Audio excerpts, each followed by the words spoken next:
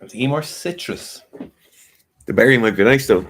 But berry makes me think of cherry, like. Berry makes me think of Ribena mixed summer fruits. Right. I don't want. Yeah. What flavor? Wait, well, this is more people on the stream actually. Thanks very much for everyone who's tuning back in after yet another technical catastrophe.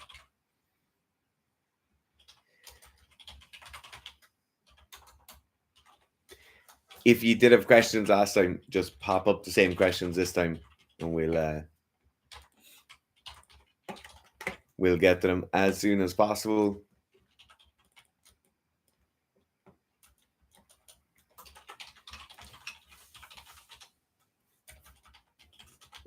Rambo says, thanks for the call. We forgot to ring Rambo yesterday. That's your fault. How is that my fault? You said you'd call him and he didn't. Rambo said it was his fault.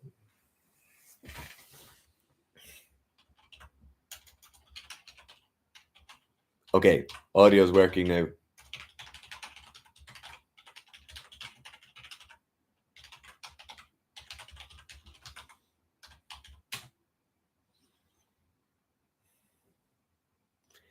Giambolo, following on from the thread of his missus saying I was handsome, has now asked an S&C standard for punching and kicking hard as hell. And then in a later comment said, yeah, she's now amended her statement that you're a soft 7. Soft 7. That's Soft really 7. good. That's very good. Soft 7. You're over the 6, like. Nah, that's not good. So S&C standards for punching is. So it's funny because what a lot of research says, and I'd wonder if this is just bad research, but it hasn't looked like that way. But upper body strength doesn't seem to correlate much with punching power. A little bit with the offhand, so your backhand and punching for some reason in some of the studies, but it's like a small amount.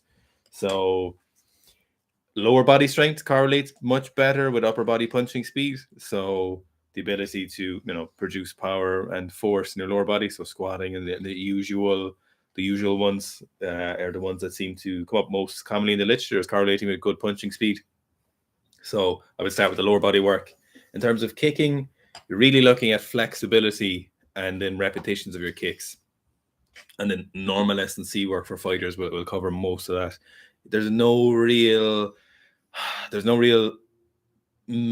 special exercises or anything in particular for S&C that you would do for kicking in particular. Obviously, a lot of plyometric stuff would work, but correctly done plyometric stuff, so not box jumps to failure or super heavy box jumps or things like that. Like, so very intelligent plyometric work would be the very beneficial thing there. And then again, practicing the fast, fresh kicks when you're looking for the quality of those. A lot of lower body, upper back work, just general S&C stuff, but there's nothing in particular that correlates specifically in terms of like training for punching speed with the upper body. So I take care of a lot of the lower body stuff, back, rhomboids, things like that.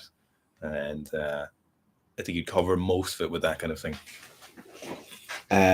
Callum Bud Brophy wants, so any books on periodization for weightlifting, or where could I look? People always ask for books. They do actually, and there's not a lot of great books out there, but you could start with Vershansky's Special Strength Training for Sport. That's a difficult read, and I mean difficult read. It's like a professor who's been lecturing for 40 odd years on a very specific subject wrote a book as if he was writing the lit review for a paper, but it's like 100 pages. Yeah. So it's a good book to read, but it's also translated from Russian, but it's translated incredibly well. But it's a tough read. It's just girthy in terms of the language used per sentence. Like they're dense sentences, and they actually don't need to be, but it's the way it's written and it's the way it's translated. But I would probably start there. Rambo has just added us and says, no, it's fine, you staph-infected loser. Oh my God. Okay, Harvey Shaw says, we were guessing what you were talking about. It was a toss-up between deer, SARMs, steroids, and BJJ. How right were we? We were talking about steroids. Conor McGregor. Yeah. We talked about Conor McGregor being on gear. That's what we were talking about. So it was BJJ and steroids and SARMs. Callum then says, see Ty and Tau's 220 T's on Insta. I didn't see that. Was it on his Insta or is it on someone else's Insta? I don't know.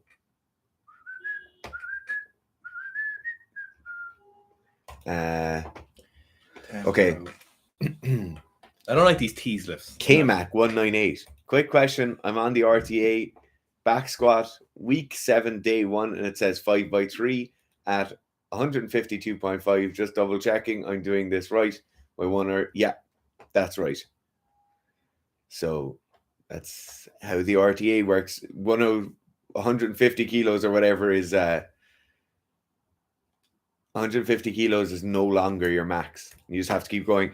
KMAC, I would say as well, make sure you join the Facebook group because this pops up like 3 times a week, I'd say, in the Facebook group, and other people will weigh in and show you that the way is lit and that it's very, very doable. You know, there's a lot of people. There's probably 1,000 people in that group who've run the RTA. So just make sure you join that Facebook group once you're running the program. You'll see all these posts about the workouts and stuff like that, and what to do if you miss certain reps, what to do if you miss certain percentages on certain days, and it'll all be good. But there's no mistake there. Erico says, morning. Project Gouther says, at what point in an elite weightlifter's career do they move to a 2 or 3 sessions per day? So this comes down to at what point should they move to 2 or 3 sessions per day versus what point do they? In many countries, it just becomes a thing of like when you're kind of getting into a senior weightlifting setup. So when you're 14 or 15, they'll start moving to weightlifting twice a day. Other countries would be when you're 16 or 17, you'll move to that. In most cases, if you're in a Western country, probably just once you're an adult, you'll move to double days. But then when you're out of your weightlifting specific phases and in a prep phase, or depends if you're running concurrent versus block periodized training programs, whether you'll actually go to double days or not. But most people in like a prep phase or an accumulation phase won't actually do 2 or 3 sessions a day every day. Will be more so in the very weightlifting specific periods of training when they'll go to 2 weightlifting sessions a day or a strength training session and a weightlifting session. That's the other thing to take into account is like, so you'll see people like me, so Asano, who'll be doing 2 sessions a day every day, but they'll do 2 sessions a day 4 times a week and then 1 session a day on the other 3 days. But even on the days they're doing 2 weightlifting sessions a day, they're doing just their strength training and kind of accessory work in the morning and then just the actual lifts in the evening. So they don't accumulate a massive amount more work over the course of those 2 sessions. But then, of course, you could compare that to something like the old Romanian system where you have 2 or 3 big, heavy, massive max out sessions per day, a number of days per week. Tushar is saying squats at 90% of 1RM for 7x2. I don't know what the question is. I think if you're referring to like a session that's on the RTA or something like that. That's not. I don't think that's on the RTA, but... No, that's not on the RTA. No, we'd never give. But the other thing is it's very likely that if you're a number of months or a number of weeks into a program, you'll no longer have that old 1RM. So people get obsessed with this thing of like, oh, my squat's 200 kilos and now someone wants me to do 7 doubles at 190 kilos or 180 kilos. If you've been training for a number of weeks or months on the squat, your 1RM numbers no longer matter. And you don't really need to worry about what your 1RM number or percentage of your 1RM number. All you worry about is what you did last week or what you did in the last session and how you're going to accumulate on top of that. So 7 doubles at 90% might sound like a lot, but if you're just after doing 5 triples at 85% the week before, it's no longer a lot. It doesn't matter. The old 1RM doesn't matter anymore. Just don't have that number even in your head. Yaka Suki is saying, how do you wake when to stop or soon become a professional athlete in your sport? How do you know when you're not good enough or when you're too old? The honest answer to this is you'll just kind of know, you'll be in a system. If people will be telling you, people will be shuttling you along, you'll be aware of it yourself if you're talented enough, you'll be able to compare your abilities, your numbers, or whatever it is you're doing to people who are currently playing professional in your sport at the elite level. You'll have people you'll be in a club system, or you'll be in a sports system. If it's an Olympic sport, you'll be in a system where you will have coaches and people direct you towards a specific place. You'll just know if you're in that scenario, and there's definitely exceptions to the rule. Of course, there always is to everything, but by and large, if you're asking for a general question, then you'll just know because you'll be in the situation, and you'll know if you're not because you'll also be in that situation, because no one will be shuttling you into these places. No one will be trying to recruit you into these places. No one will be kind of pursuing you, and that's kind of the short answer really, is that you'll just know. be blissfully aware. The other thing is, like, 99.99% of professional athletes will come from a place where professional athletes have come from before. If you're playing in a team sport, your grassroots club will have produced other professional athletes. If you're playing in an individual sport, you'll be playing with a club or training under a coach that has other professional athletes, or you'll be in a national system that has other professional athletes. It's very rare, although we all think we'll be the rare case where you're the person who just trains on their own and becomes the professional athlete, or has the talent to do it without the necessary structures around them. A lot of what will make you in professional sport will be those structures. So if you're over the age of 14 or 15, you think you're going to be a professional soccer player in Europe, you're gone. Like, you will have already been selected. Everything is pretty much over. Now, people get kicked out of academies at 14. Yeah, in soccer in Europe. Yeah, like their professional career is over. They're already done. Yeah, they've been kicked out. Like they get into academy when they're 10 or 11, and some people are gone at 14. 100%. Yeah, and that's the nature of like early specialization in sport. In terms of somewhat late specialization in sports like rugby, you're gonna know by your early 20s, and like you mightn't know in terms of, so you mightn't be a great rugby player at 18 years old because physically you mightn't have developed as well as you should have. And then through better coaching, by getting into national systems, or better coaching by getting in with professional clubs and academy systems, in your early 20s, you might then become a player that is able to make it, or has the possibility of somehow making it. And then you kind of have to make the decision of, so like if you're based in Ireland and say you're in like the Munster Academy, very few academy players will go and get a senior contract afterwards, but many of those academy players could go and play a different level of rugby. So they might go to a couple of leagues down in the UK, or they might go to France, or they might go to a different country, and they'll still play professional rugby. They'll still have a professional contract, but it's not the level of professional rugby that they'd be playing if they're playing for the IRFU, playing in Ireland. So it's difficult. Like, it really depends on what sport it is, but it's usually painfully obvious if you're going to be a professional athlete or not, because those other people will be around you. Okay, Cameron Vickers says he received this t-shirt today. That's great to hear. There's only one person in the entire order doesn't have their t-shirt on the way to them, and that's because their t-shirt was sent back for the incorrect address. So I'll be going out again today. Not That Strong says, how to improve pulling strength. Oh, did you answer this question earlier? I think they might not have heard it, so let's answer it again. So in weightlifting, you're never really looking for a new 1RM. It is minorly important. So really what you're looking for when you're improving pulling strength is volume at percentages at and slightly above your 1RM lift from the floor. So you might be looking at 100 to maybe 120%. Generally look at cases of volume. Like, you don't want to be going for 1RMs in weightlifting, because there's some kind of theoretical evidence that going for very heavy lifts with that regard might actually slow down your pull. In reality, you don't do them enough to probably have any major effect, but it's definitely consideration. You'll definitely affect your pulling strength or your pulling speed in the short term if you go very heavy frequently, because of the stimulus and fatigue you end up with. So you're very fatigued, you won't be able to move as fast, even if you're on a heap of PEDs. So when you're looking to improve pulling strength for weightlifting, you're really looking at just a lot of volume, quite moderately frequently, as much as you can manage, kind of at and around your 1RM lift from the floor strength. This is kind of the pulling strength you're looking for. So you're looking for positional strength. So the technique you use at your 100% or 110% will be very similar to your lift from the floor, but technique you use at 200% of your clean from the floor will most likely be very different from your technique that you use at 100% of your clean from the floor. So it's also important in that regard to stay around those weights to keep the technique the same, as you want to keep the reinforcement.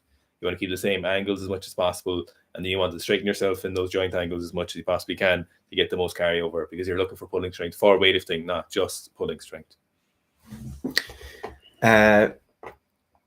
Okay, Leon then says, considering purchasing the beginner weightlifting program, but I've been lifting for a while. Technique is Max Lang approved, but I'm pretty weak. Good idea considering the fast progression of the program. So yeah, like with the beginner program, a lot of people, even if you've been training for a couple of years, the beginner program is a great place to start because it gives you a lot of practice at the lifts and it kind of onboards you very well to our style of programming. The fact that so in terms of being pretty weak, you will have a lot of work on like the squats, the pulls, and the presses during the beginner weightlifting program. So it probably would be a good fit.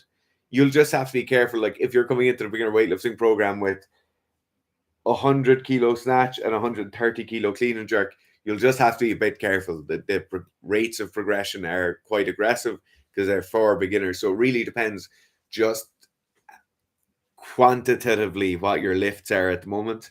But I would say, yeah, it's a good place to start.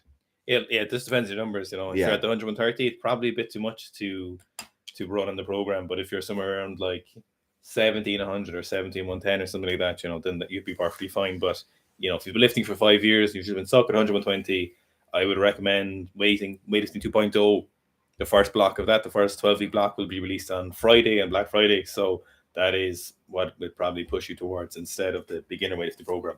But unless your numbers fit the beginner lifting program, then if they're a lower side of things. So Spencer O'Neill says make a metal playlist. Garth will have to make a metal playlist because I only listen to metal if I'm lifting heavy. And somebody made me a metal playlist. Does me? No. I thought it was Ryan. No, it was Ryan approved. Ryan approved, but Garth made me a metal playlist 8 years ago. Jesus, not 8 years ago, sure. 6 years ago. Fucking hell. 6 years ago. No, yeah. 5 or 6 years ago. Garth made me a metal playlist and it's great. And I've never listened to metal that isn't on that playlist. Bathroom Man is saying, Daniel said, good morning. Any substitute for a pistol squat negatives in the RTA? Not 100% confident of the knee with that exercise for some reason. So you can just heavily assist these. So you can stand on a box and hold on to a squat rack, or you can not stand the box and just literally hold on to the squat rack and practice them. So use as much assistance or as little assistance as you need, so you don't have to do them unweighted. You probably should be able to. It's a good indicator. If you're really struggling on one leg or both legs, then there's probably a bit of an issue there, and there's a deficit that you could definitely make up. And if it's one side, then it's probably something you should be aware of, unless you have a very good reason for why one side isn't able to.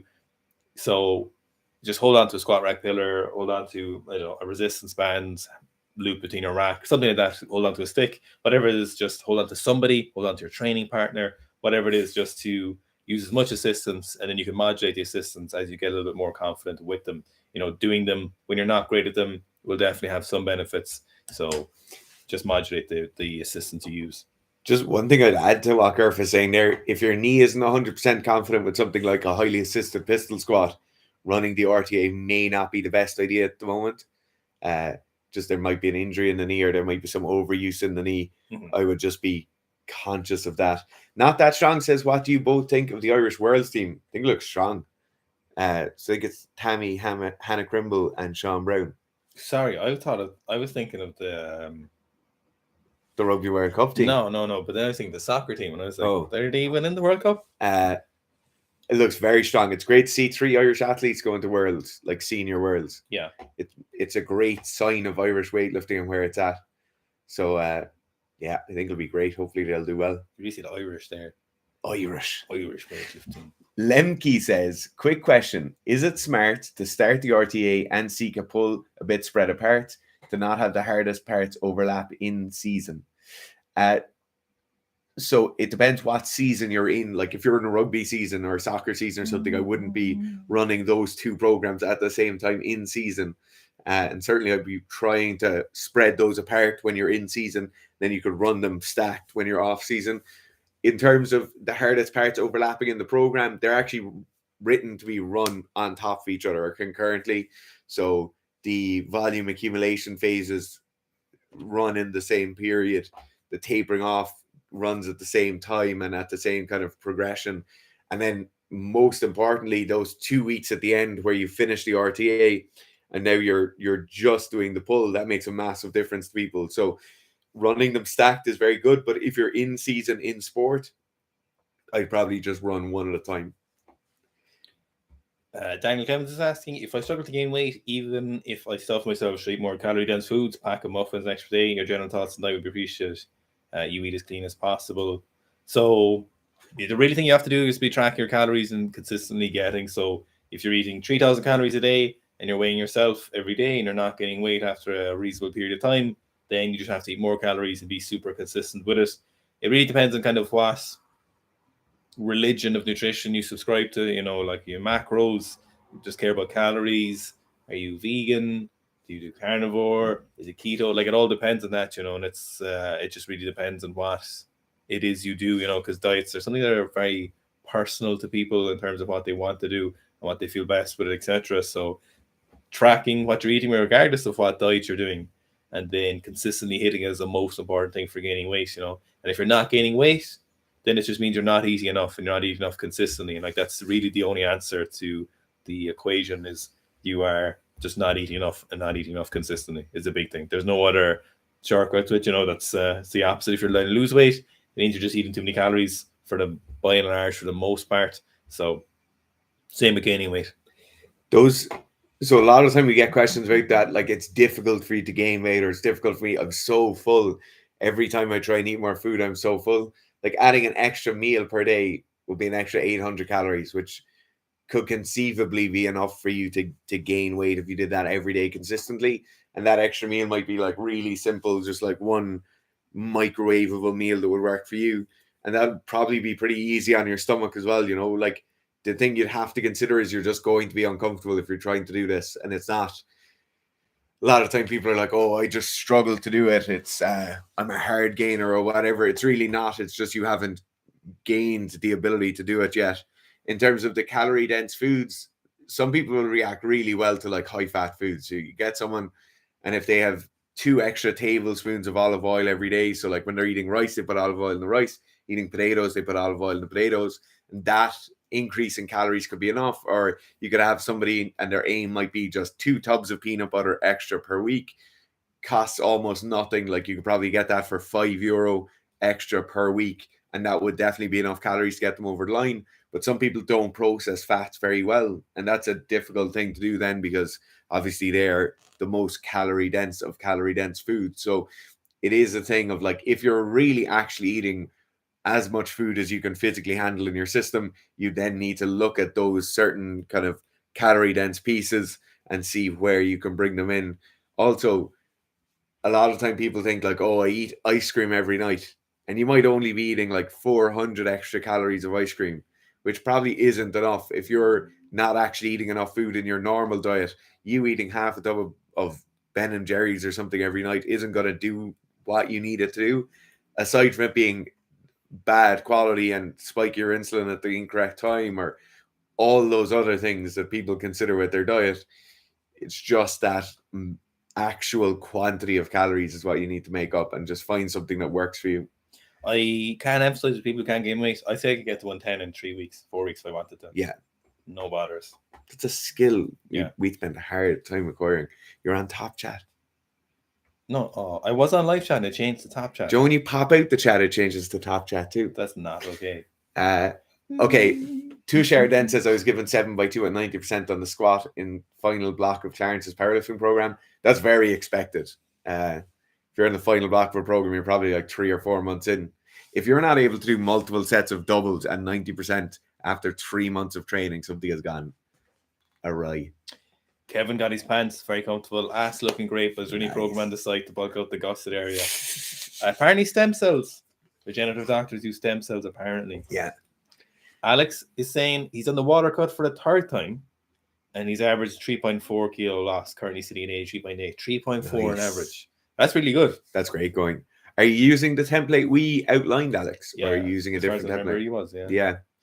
Who's winning the 89s? I'm going to say probably Tantau because Nino's not there. I would say Tantau is probably the most likely to win it.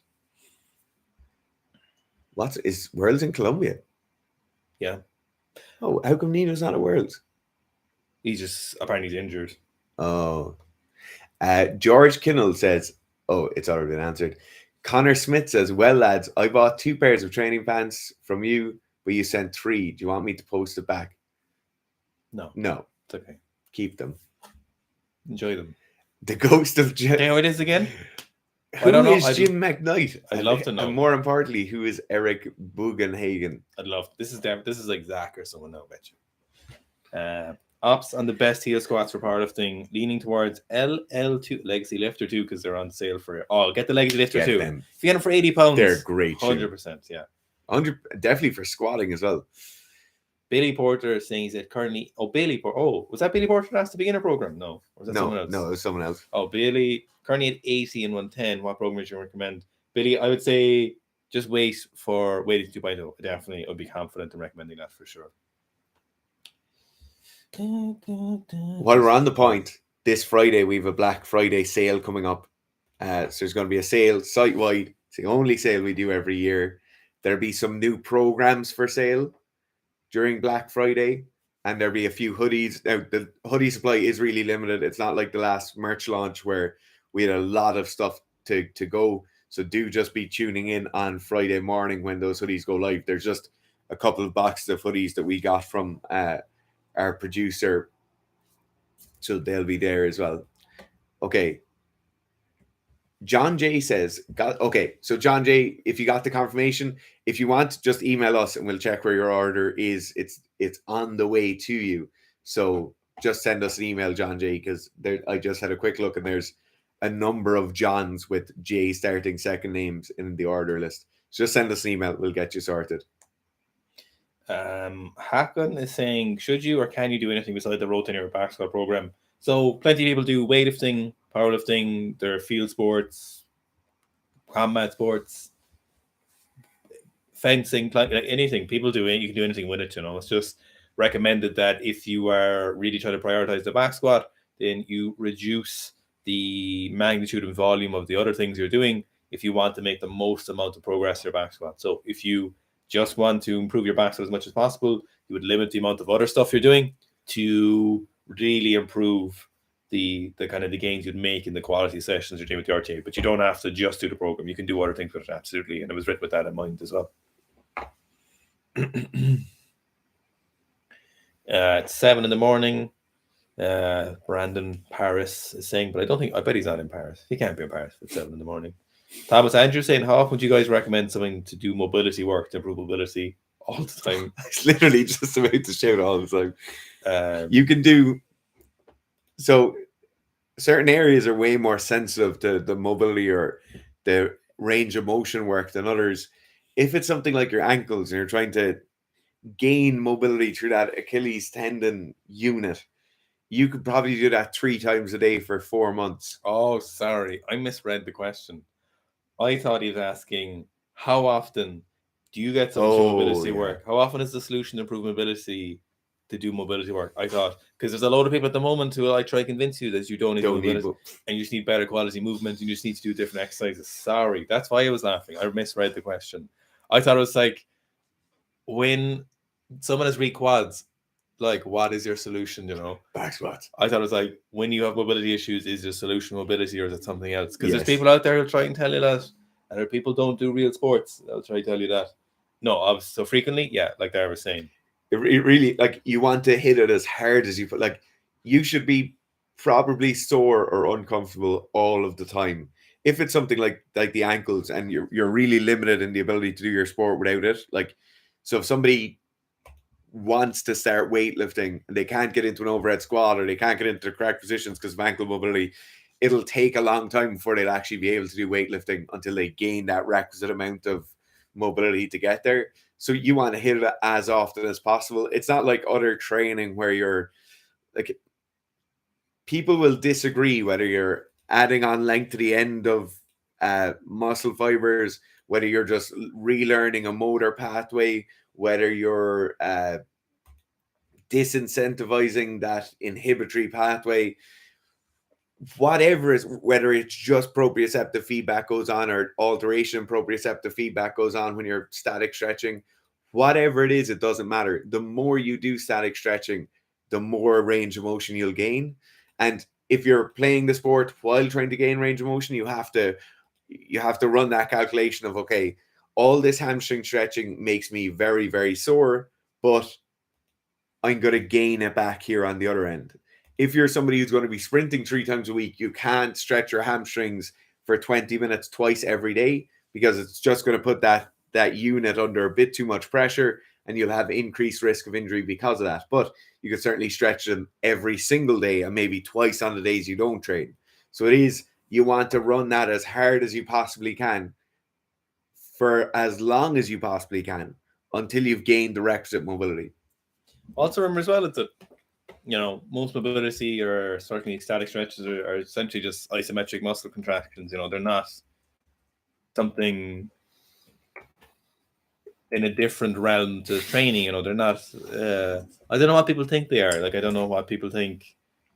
Like, they're just an isometric contraction. They're something you're doing with your muscles. You're voluntarily moving through these ranges of motion, trying to get them. It's still just another form of training. I just don't know what people think it is. And also, Thomas, this isn't a jab at you. It's just the state of affairs, and you see people talking about mobility. Yeah. Hi lads, recommendation for one of your program, a combo programs for off-season GA. Previously ran off-season athlete programs with great success before realizing it was for strength athletes. So it was actually it was for anyone who was just getting in the off-season.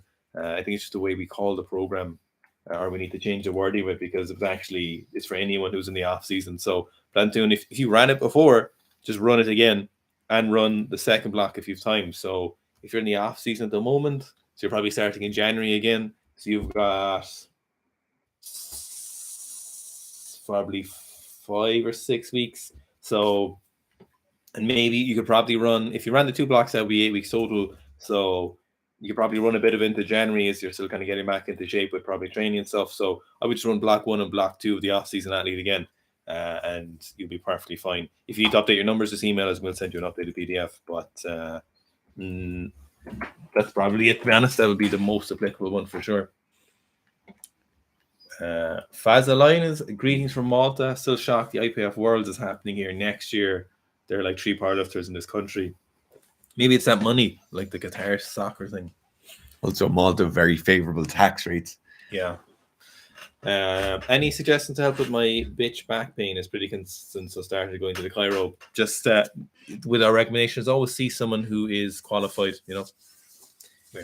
Okay, Lamke says it's not a particularly demanding volleyball season. Only 3 practices per week was 1 game per weekend. I'll run both then.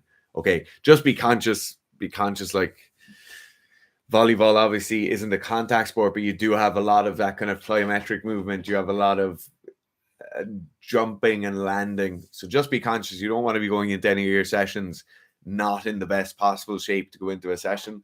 So it's obviously up to you what programs you run and when, but be conscious of that. Okay, Self-Made Strength says, how to program when you don't compete and you're just trying to get more athletic in general, i.e. vertical jump, faster sprints, higher weightlifting total, etc. So the very basic answer to this is you train like you are going to compete. So the difficult thing is when you're training on your own. I'm just going to read your second question here. Okay, how to define? Okay, we get to that after. The difficult piece here is when you're training on your own, not in a particular sport, and you just want to be more athletic or more in shape or feel better or whatever, it's very difficult because you have to define those key performance indicators, right? So let's take here, you want a higher vertical jump, faster sprints, and a higher weightlifting total, right? So if you want a higher vertical jump and faster sprints, you probably have some body weight manipulation there, whether it be up or down, probably down. Then a higher weightlifting total, you probably want an increased body mass would certainly help with that, right? So that's just body mass.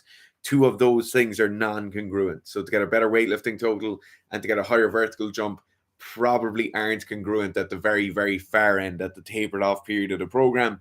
So then you say these 2 things aren't going to be tapered off at the same time. Now, higher vertical jump and faster sprints are congruent. You want light loads moving quickly. You want you to be at your leanest, lightest self. You want your overall fatigue to be at its absolute lowest. So then you say, okay, if we take overall fatigue as our second piece, overall fatigue and high weightlifting total are also non-congruent. So if I want low levels of fatigue, I can't be doing 4 weightlifting sessions per week because it will drain the soul out of your central nervous system. So what you do then is, in the same way I talked about acting like you're competing, you have to firstly say, this is when I'm going to compete in this sport, and this is when I'm going to compete in the other. So what I recommend is hit your highest vertical jump and your fastest sprint first, then go into your weightlifting period after, because it's very, very likely that will get you in a good tapered phase of training. You'll probably have a higher work capacity from your sprint training and your vertical jump training than you will from the tail end of a weightlifting period. But that's kind of roughly what you should do. Just pick 2 dates or a number of dates where you're going to peak and get better at each one individually, and then kind of plan around that. Dan Wright is saying, hi lads, what should I do between blocks and part of the program? Take a few weeks deload, or just go straight into the next block feeling good? Most people just go straight into the next block unless you're feeling very beat up. So if you're feeling quite fatigued, just take a deload week. So, reduce training frequency, like 3 days a week, 1 squat, bench, and deadlift day, just moderate sets and reps, approximately 50-60% of your 1RM, and then go into the next block. But most people just continue through them in that regard. The Skating Reptile says, best way to maximize muscle gain during bulks, around 180 centimeters, got up to 89, but I was unhappy with body fat, now closer to 81 with no performance drop, but I want to go up. So if you want the piece of advice I'll give you is, don't make massive increases in weight very quickly, and don't make increases in weight when your body composition is negatively affected by them. So if you've an acceptable range of body composition, it might be 18% to 14% of body fat is kind of as high as you want to go, or whatever it is, wherever you're sitting happy, just incrementally go up. So slowly just say, okay, I'm going to go from 81 now to 83 on average in 4 months. Then stay at 83 for a few months. Then you're going to do another 4 months where you go up slowly again. So you'll go from 83 to 85 or 83 to 86. Do that over the course of 4 months, and then stick there for another 4 months.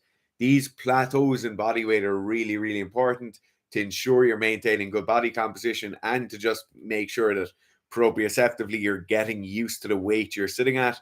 Obviously, there's challenges when we go up in weight, even though you're quite light. So 180 centimeters at 81 kilos is quite light if you're involved in weightlifting. And the Skating Reptile, I assume you're involved in weightlifting because your questions kind of always revolve around it. I would just say, make sure you go up slowly, only aim for kind of 2 kilo jumps each time, then stay at that weight for a prolonged period, then a 2 kilo jump again, then stay at that weight for a prolonged period.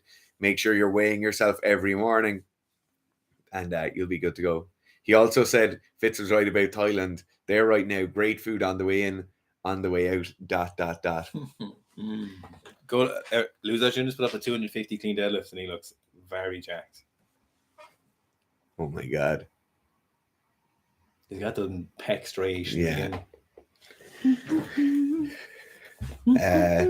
Okay, Cameron Vickers says, running weightlifting alongside RTA maintenance. I've just taken out the squats from the weightlifting program. Should I be okay? That is perfecto. John says, stop doing live streams while I'm at work. Okay. A wild strongman appears. Perfect time for live stream. As a low carb person, carbs near training has done tons for performance. Recommendations on carb sources for training. Currently eating bananas. Honey.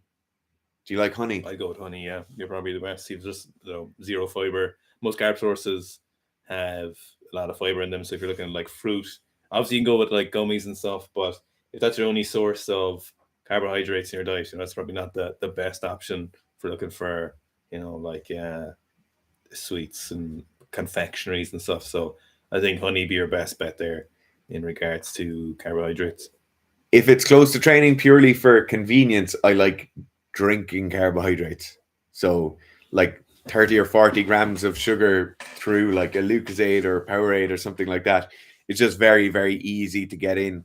Yeah, but it's not the most sustainable diet model. If you're looking at like if you're training 6 days a week and your only source of carbohydrates is like Powerade, you know, Yeah. like it's not. No, it's not in terms of health wise. John says, but for real, a quick question. How many calories should you be on for your programs? It depends on the program. Like for the RTA, I would think at least 10% to 15% of caloric surplus is where you'd want to be at. That's a very difficult program, and you should be compensating yourself towards that. So if you know your basal metabolic, or if you know your standard metabolic rate while training, just take it that you're going to have to be around 10 or 15% over that when you're running something like the RTA. You might gain a bit of size, but you probably won't. You'll probably just be replacing what's been lost.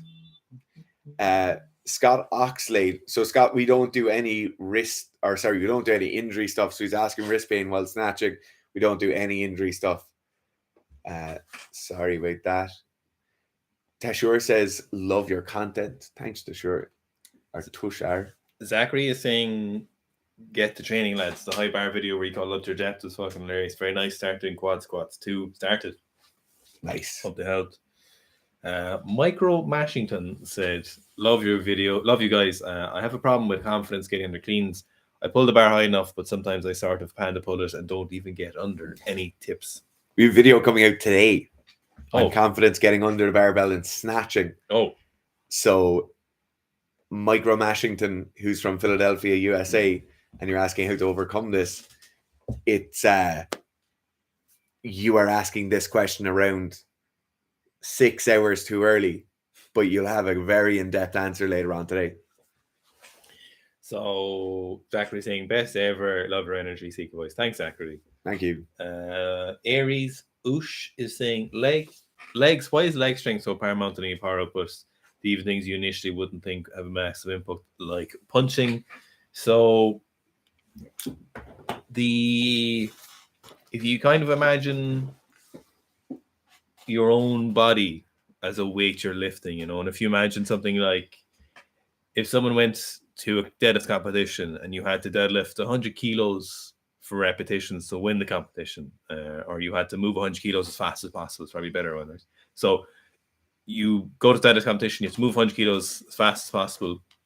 Someone who's been training only with 100 kilos and trying to move it as fast as possible and has never gone beyond 100 kilos, who do we think would win if, for example, Eddie Hall came in when he was capable of a 500 kilo deadlift?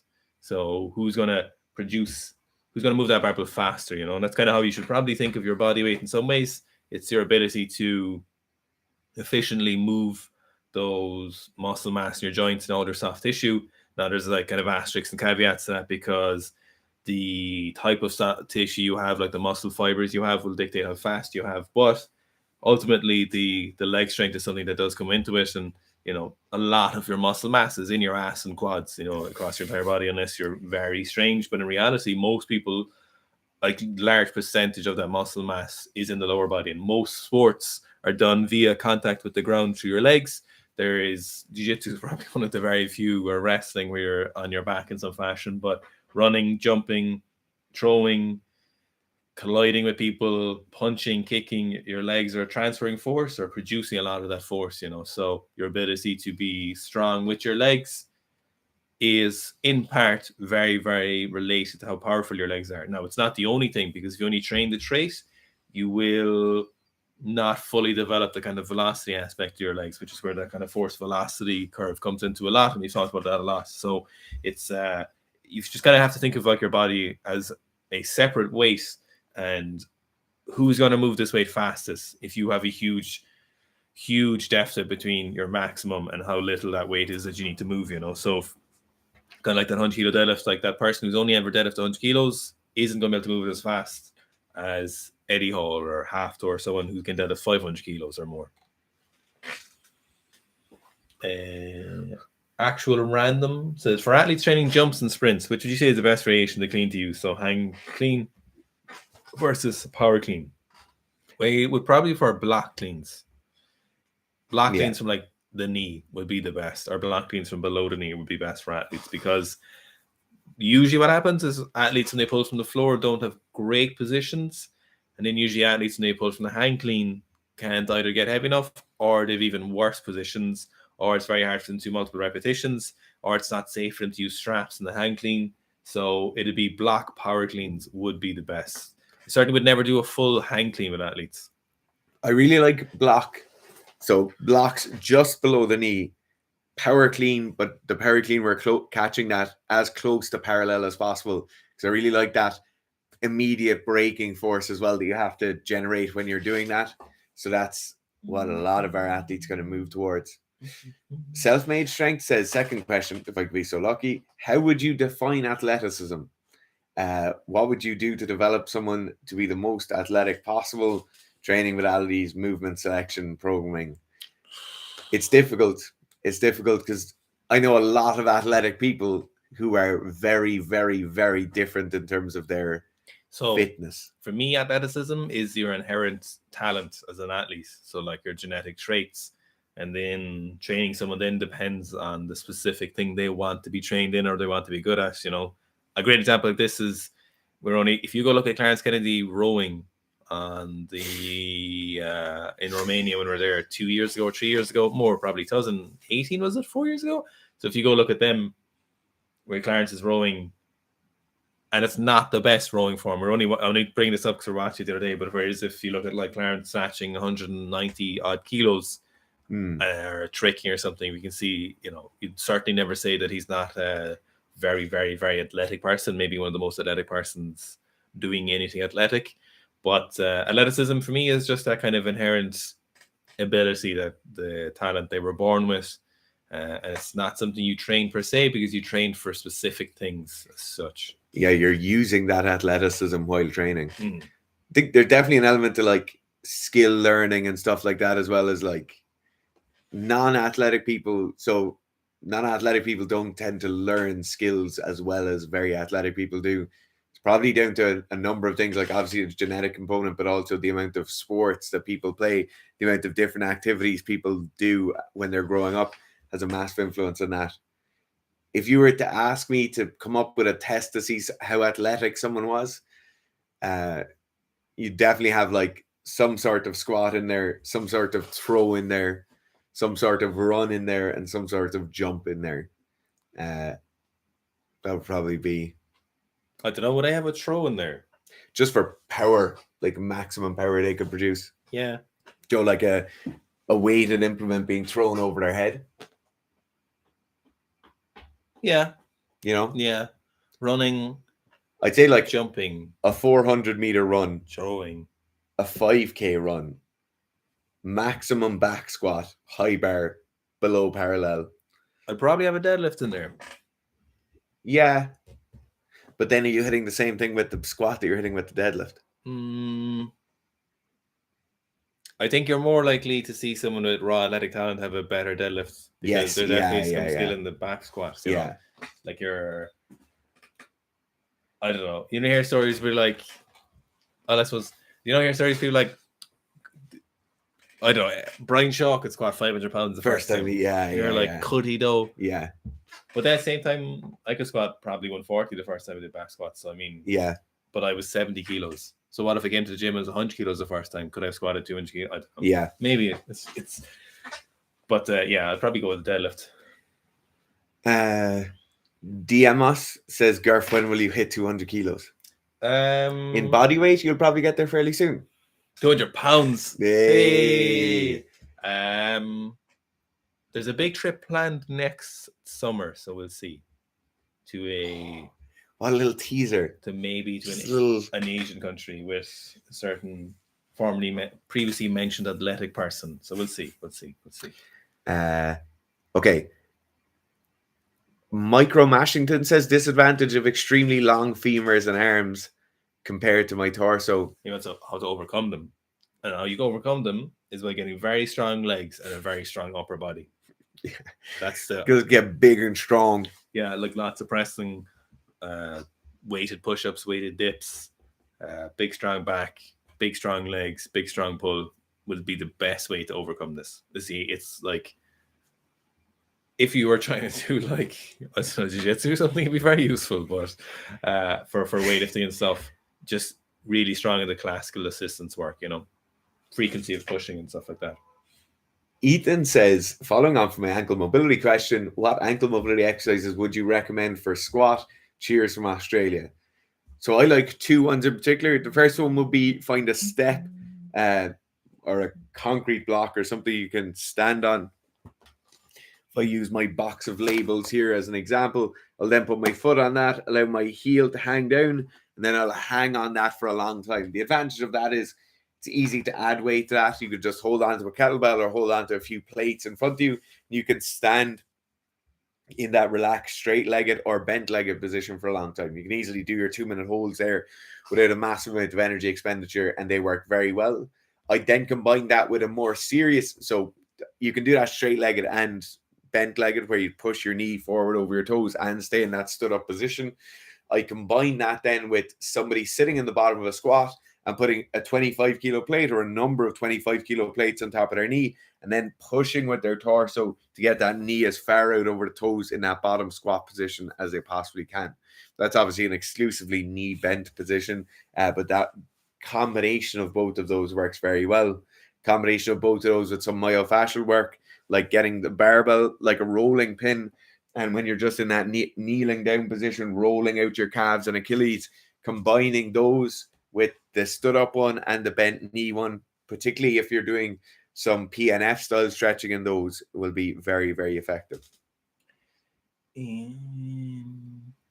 Kaiser says, you've shown some throwers using behind the neck push presses in their S&C work. Any ideas why they'd choose these over regular ones from the front? Because they definitely can't rack a barbell. 100. Have you seen the size of them? They'd be like this. There's no way they could just rack a barbell in the front. It's a prime one. And it's much simpler to go faster and heavier from the back. So from the back, you can just apply a force a lot faster and in a lot simpler fashion, more consistently. And that's probably why they do it. And I definitely a good idea to do it that way. So big R's gym. So powerlifting, moving into world of Olympic lifting, carrying a lot of information, pain in the elbow, especially working through cleans, is just basically overuse. So probably, but again, I suppose this kind of sways into the realm of injury questions, which we try not to answer. So it could be overuse. So it's like a new sport, expose yourself to new stimulus. It's very fast, it's volatile, requires a lot of range of motion. So you're going to see some issues, but it could also be an underlying issue. So that's why I couldn't really answer there. But it could certainly just be a getting used to Olympic lifting issue. We pick a few questions. Sure. So S1P_2 says, do you guys worry about overuse injuries in linear periodization for intermediate lifters in the bigger lifts like squats and deadlifts? No, I don't, because so training is like driving a car, right? Or owning a car. You can very, very easily have an overuse injury in the same way where you can very, very easily fuck up your car by driving it too hard, driving it too fast, or not paying attention while driving. So overuse injuries like inflammation around the knees, hips, lower back, elbows, shoulders are very, very easy to elicit. And people think things like linear periodization or even aggressive progression scales are going to be the thing that does it.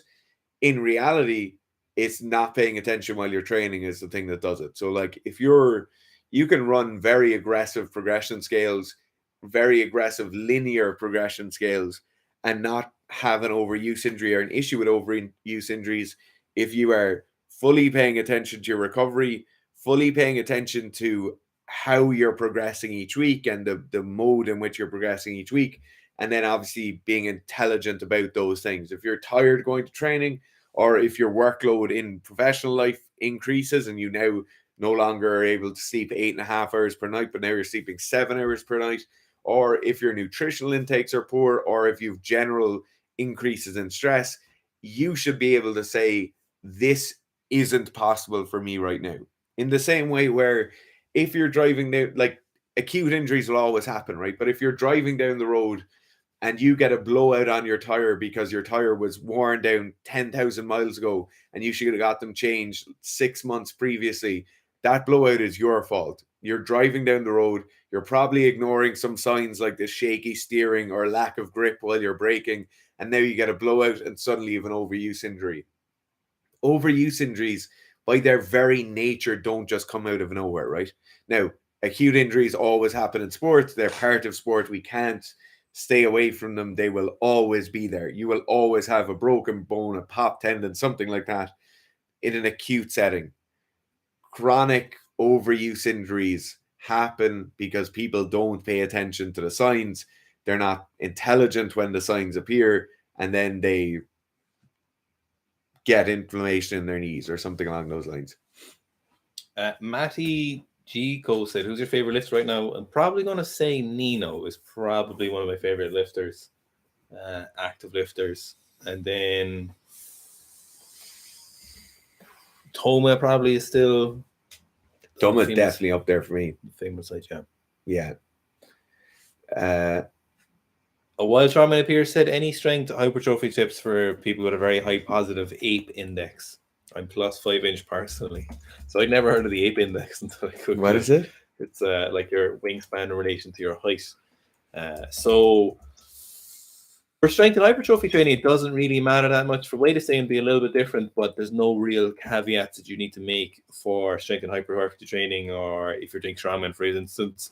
It's not something you need to be massively concerned about. You just approach training, assess your limits based on how your training is going, like you would with any other person.